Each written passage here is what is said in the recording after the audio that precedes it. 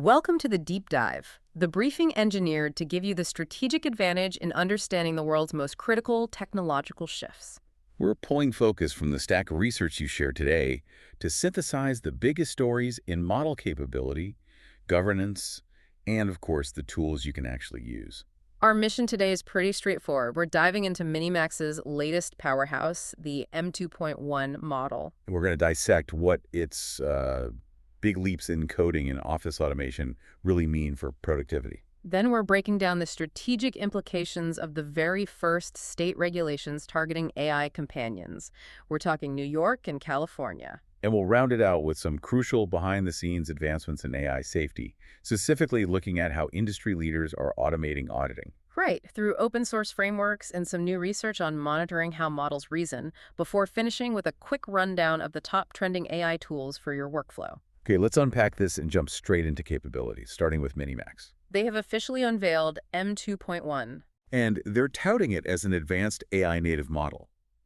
The design goal here isn't just about being better in general, but to really enhance performance in very specific, complex, real-world tasks. And when they say real-world tasks, they absolutely mean professional work. The sources make it clear that M2.1 is engineered for two critical areas: coding and office automation. They are definitely throwing down a competitive marker here, claiming industry-leading levels in these really high-value domains. We have to pay attention to where they focus their engineering. With coding, what are we seeing? Well, the emphasis is on exceptional multi-programming language support.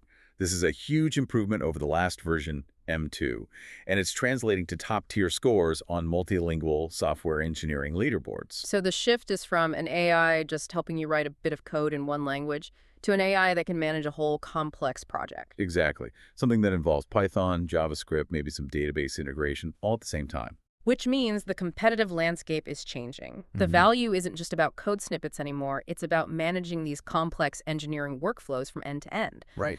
But when models make these kinds of bold claims, we have to ask, what's different here? Haven't we seen models claim industry-leading performance before, only to fall short in noisy, real-world use? That's a crucial question. What MiniMax seems to be stressing is the stability and the depth of its integration for agent capabilities. So beyond the developer space, this model is designed to be a true workhorse in general business operations. They use some jargon for that, don't they? Enhanced composite instruction constraints. They do. We need to translate that immediately. When they talk about that, are they just saying the model can handle a longer list of instructions, or is it something more? Is it handling a true intricate workflow? It's the former. It means the model can accept far more nuanced, multi-layered commands that you need for real business automation. Can you give an example? Sure, think about processing an invoice. Step 1, receive the PDF. Step 2, extract specific fields. Step 3, check it against a database. And step 4 might be, if the balance is over $10,000, flag it for a human to review. Precisely. The enhanced constraints allow the model to manage those complex branching logic trees with way fewer errors and much higher consistency. That's the real measure of an efficiency gain for a business. So this is a clear signal that the race is moving past just raw intelligence metrics and into applied workflow reliability. And for developers, M2.1's API is live right now. Their product, MiniMax Agent, is also publicly available.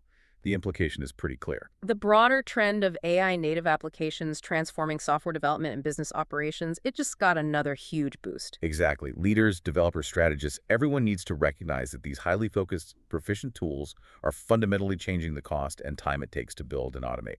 Okay, so if that last update was all about capability, this next one is about mandatory accountability and compliance. And we are seeing major regulatory friction emerge, but not in the financial sector. This is in the emotional realm. New York and California are taking the very first legislative steps to regulate AI companions. This is a landmark shift in governance. It's targeting providers of, digital confidants, and it's driven by real public anxiety over user mental health and protecting young people. So how do these new laws actually define an AI companion? The definition is pretty specific. It's systems that simulate sustained human-like relationships.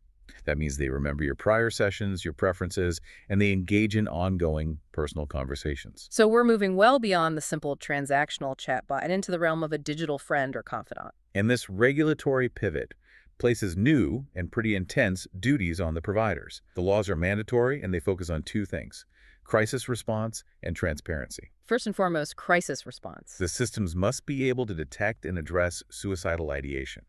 That capability is now being mandated by law, which is a significant compliance burden. A critical safety feature, but it shifts a huge amount of responsibility onto the technology itself and beyond crisis detection. Transparency is non-negotiable.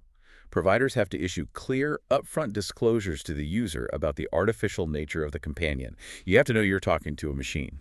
And there's another pillar here: youth safety. Yes, the laws require features like suitability warnings before a user engages, and mechanisms to proactively prevent explicit or harmful content from reaching younger users. From a compliance standpoint, this gets complicated fast. I mean, New York's law is already in force. It is. Developers operating there need to be compliant right now. California's law takes effect on January 1st, 2026, with annual reporting kicking in a bit later in 2027. But regardless of the timeline, developers are facing some intense scrutiny, and I imagine a lot of documentation requirements to prove their guardrails are actually working. It definitely reflects a broader trend. As AI gets adopted in these highly personal and emotional ways, businesses have to prioritize safety and transparency to mitigate risk. It's fascinating that the first real regulatory friction is happening here, in the emotional space. It tells you where public anxiety is highest. Now, let's shift gears slightly. We've talked about capability with MiniMax and external accountability through state regulation. Let's slow our pace a bit and look at the internal infrastructure story. How developers themselves are making AI agents safer and more auditable. This is the crucial work that underpins all those headline capabilities. Connecting this to the bigger picture, it feels like the industry is moving safety from a manual, reactive thing to something continuous, automated, and systematic. That's exactly right. And Anthropic's new open-source framework, Bloom, is designed to enable that kind of automation for safety evaluations at scale. This feels like a real paradigm shift. So instead of a small team doing tedious, one-off manual checks for, say, model misuse, Bloom operationalizes it. It automatically generates specific adversarial scenarios, tests the model's behavior against them, and then scores risks, things like deception or misuse, using repeatable, quantifiable metrics. by standardizing the testing process, it must lower the cost of ongoing evaluations pretty dramatically. It does. It lets teams move to continuous monitoring as their models iterate and change. And that's essential, because as models become more capable, especially agents and sensitive workflows, you need assurance that the safety guardrails are holding up 24/7. It makes safety systematic, not sporadic. That push for systematic safety leads us perfectly to some new research from OpenAI on internal model monitoring. Yes, they explored whether monitoring a model's chain of thought, its internal reasoning process, could actually enhance safety beyond just looking at the final answer. And the finding is profoundly important for governance, isn't it? Especially as agents start handling higher stakes tasks. It is. They concluded that seeing how a model reasons offers a much stronger signal for spotting risky behavior than only watching what it does, meaning the final output. That distinction is so important. Can you just make that concept stick for us? How is monitoring the reasoning process different from just monitoring the result? Okay, think of it like this. It's the difference between watching a car crash, that's the output, versus watching the driver's internal GPS calculating a high-risk maneuver that nearly results in a crash. Ah, okay. So the final output, the car didn't crash, looks safe. Right. But if you could see the internal calculation, the chain of thought, you'd see that the model internally considered a risky path, even if it self-corrected at the last second. Monitoring those intermediate unfiltered steps can reveal potential biases or even malicious intents before the model can sanitize them into a safe-looking final answer. That level of auditability is essential. This finding will shape how agents are audited, how internal risks are flagged early, and where developers will need to install extra guardrails before deploying these systems in, say, financial compliance or medical diagnostics. Absolutely. Now, moving on quickly to funding.